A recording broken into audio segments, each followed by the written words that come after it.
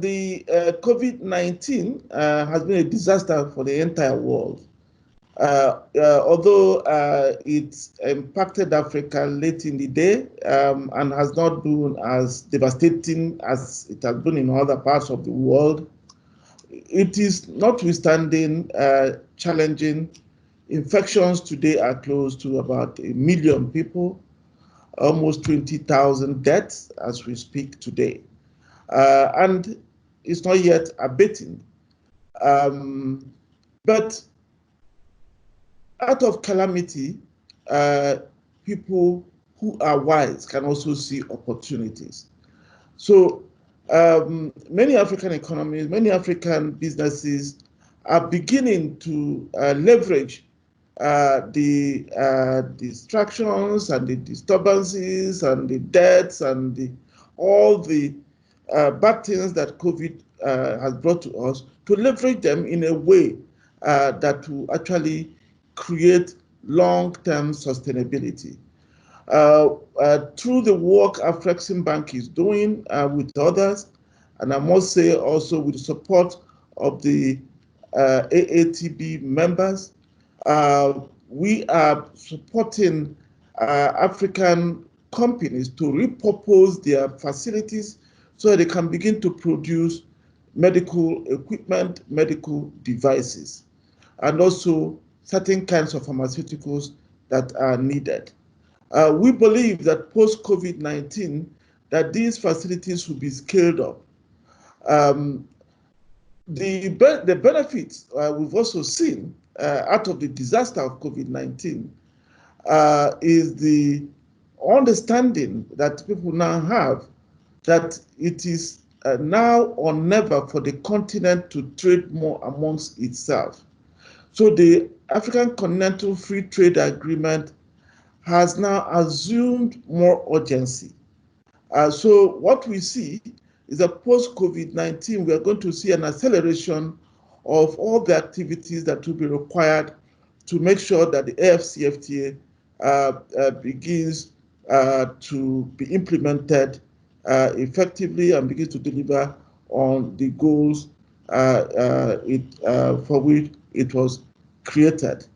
And we are working, as I said earlier, with the members, our partners in the AATB to make sure that post-COVID-19 that the continent is ready. For instance, working with the Islamic Trade Finance Corporation, we have put in place a grant facility to make it possible to harmonize standards for pharmaceuticals and medical devices in Africa. The grant has been provided by Islamic Trade Finance Corporation and matched by Afreximbank.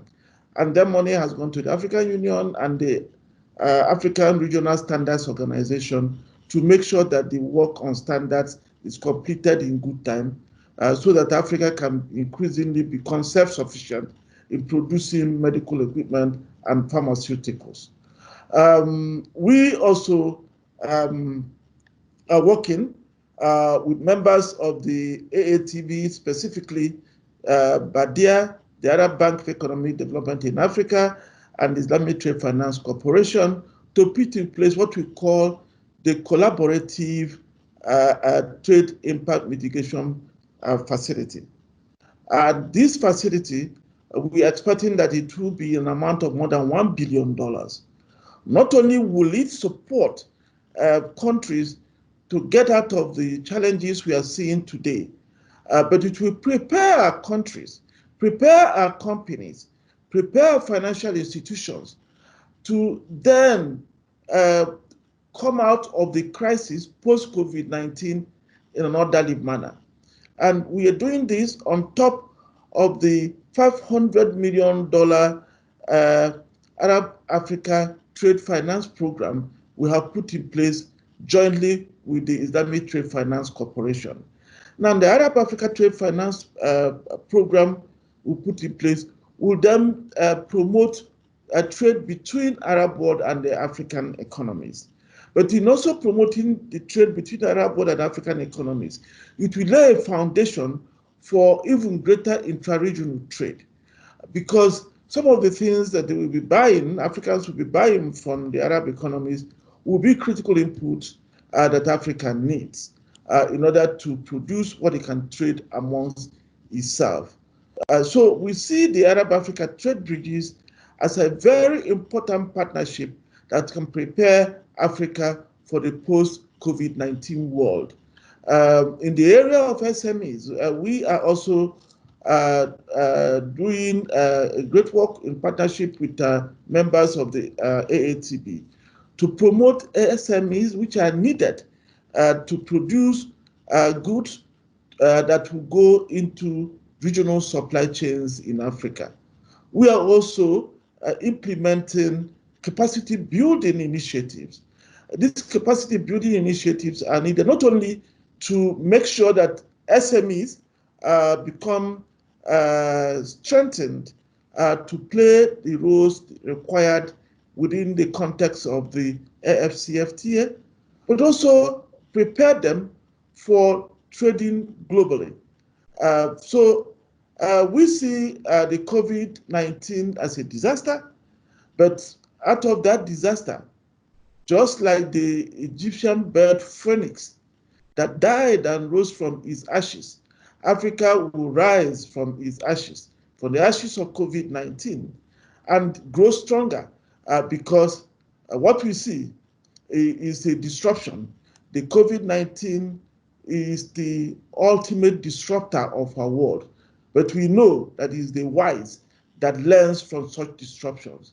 Those who live in the past will be destined to the dustbin. Those who take advantage of the opportunities such disruption brings would become the new economies that will lead the world in the future.